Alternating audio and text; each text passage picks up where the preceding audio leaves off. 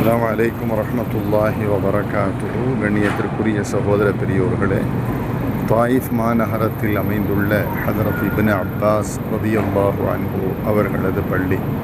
ஹதரத் இப்னு Abbas ரதியல்லாஹு அன்ஹு அவர்கள் பெருமானார் ஸல்லல்லாஹு அலைஹி வஸல்லம் அவர்களது சிறப்பான துஆவை பெற்ற ஒரு மாபெரும் சிறந்த சஹாபி ஆவார்கள். நபிகள் நாயகம் ஸல்லல்லாஹு அலைஹி வஸல்லம் அவர்களது துஆவினால் அவர்கள் குர்ஆனின் தஃப்சீர் கலையில் மிக உன்னத இடத்தை வகித்திருக்கிறார்கள். குர்ஆனுக்கு யார் தஃப்சீர் செய்தாலும் ஹதரத் இப்னு அப்பாஸ் ரதியல்லாஹு அன்ஹு அவர்கள் என்ன தஃப்சீர் செய்திருக்கிறார்கள் என்பதை கவனித்து தான் அங்கு விளக்கம் சொல்வார்கள்.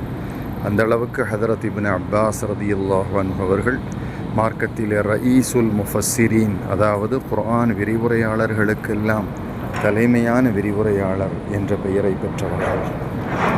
பெருமானார் ஸல்லல்லாஹு அலைஹி வஸல்லம் அவர்களது தோழமையில் சிறு வயது முதற்கொண்டே ஹதரத் இப்னு அப்பாஸ் ரதியல்லாஹு அன்ஹு அவர்கள் வளர்ந்திருக்கிறார்கள். அவர்களது பெயரில் கட்டப்பட்ட இந்த பள்ளிவாசலைத்தான் நீங்கள் இப்பொழுது கண்டு கொண்டிருக்கிறீர்கள்.